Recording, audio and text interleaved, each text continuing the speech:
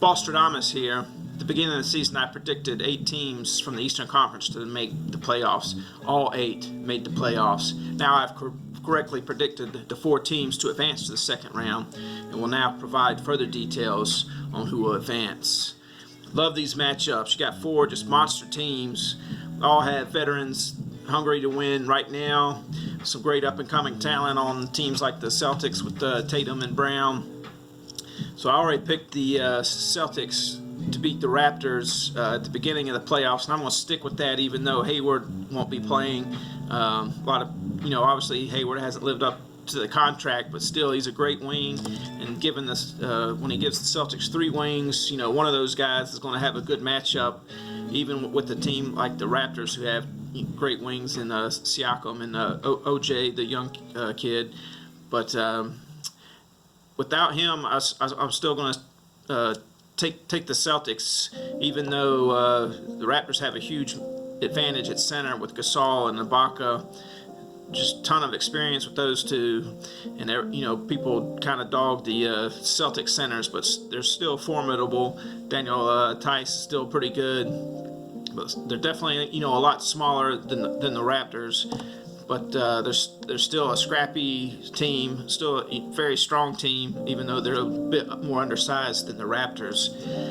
I think this is a great rivalry. 2 of the best coaches in the game, 2 of the best GMs, just tremendously well managed. The Celtics have 11 or 12 players that'll be coming back to this team next year, as well as at least 2, maybe 3 first-round picks, and they'll probably trade around in the offseason to maybe get a little bit better, maybe even trade those picks for established players, but we'll see. These 2 have not met in the playoffs yet. The Raptors obviously won last year. The year before that, they lost to the Cavs team that was, I think, LeBron's best playoff performance, because that Cavs team was not great, but they beat the Raptors pretty easily after they should have won Game 1, but LeBron hit a big shot.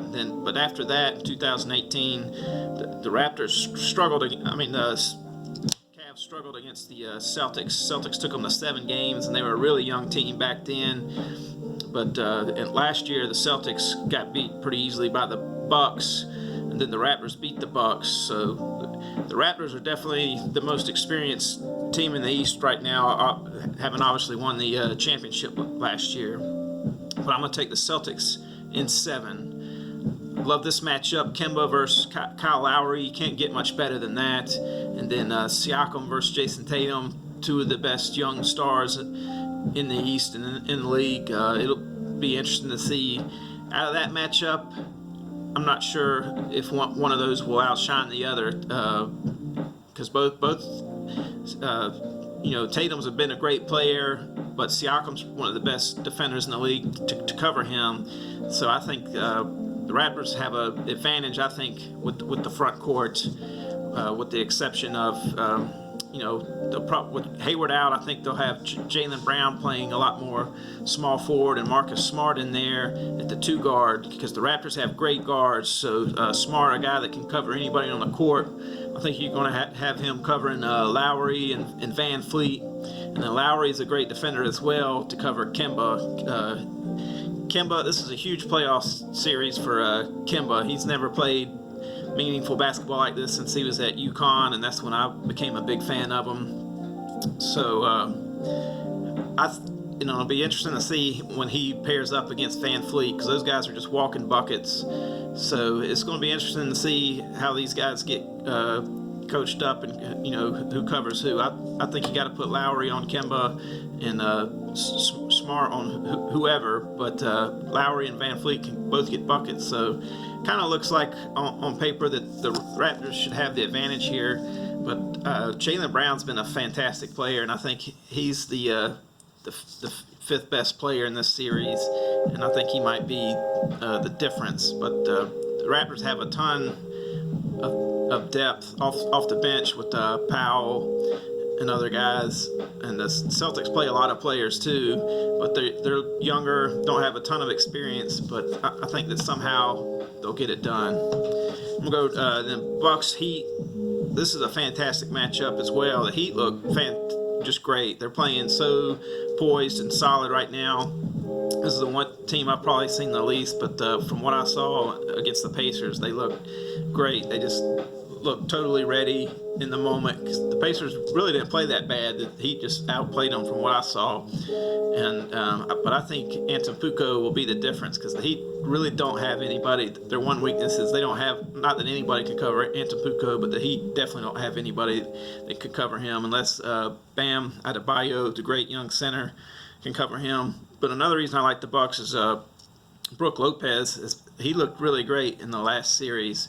I don't know if that was just kind of a matchup thing, because in the past, you know, I just always kind of thought Brook Lopez was just a center to have out there, a big guy to cover the paint and rebound. But he's scored a lot of points, and he's become a pretty good shooter. And obviously, you know, the Heat's got a good young center in Bam that should probably neutralize him. But if they use him to cover Giannis a little bit, that might leave Lopez open to make some shots. Then another matchup I love is Middleton and Jimmy Butler. I don't think they're going to try and put Butler on Giannis. You know, maybe they will, but Middleton's also a great scorer and a good defender as well. So him being a guy from the 8-4-3, I'm obviously pulling for him. Then the Heat have just great players that came out of nowhere. Duncan Robinson, the rookie Tyler, the rookie Chris Dunn. And then they got Goran Dragic, who's an established veteran and a great player. So the matchup between him and Eric Bledsoe will be fantastic. Bledsoe's a little bit better defender though, and it's a kind of big playoff for him as well, because he's been playing a long time. He just signed a big contract as well. So I think the Bucks have a legit big three with Bledsoe and Middleton.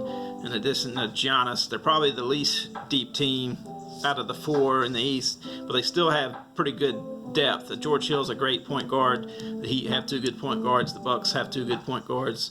So I think that'll kind of be maybe even an advantage for the Bucks, even though the Heat point guards are great. But the Heat have a ton of good guys that can shoot. Duncan Robinson's just been shooting lights out. I think he's been shooting like 50% from three almost. So I think they'll outscore the Bucks in a couple games, but I'm going to take the Bucks in 6 games. After that, I'm going to stick with I already picked the Bucks to go to the finals, so I'm going to stick with that, and then maybe wait and see what happens on that before speaking on it. And then the West matchups. So I still got a chance to correctly predict all the West matchups. If Denver wins both games, but Utah looks fantastic, so I don't know if they'll be able to hold Utah for 2 games the way Donovan Mitchell's been scoring, but we'll see. Still got a chance to go 8-0 with the first round matchups, but I'll do another video for that. But right now, I'm taking the Celtics in 7, Bucks in 6.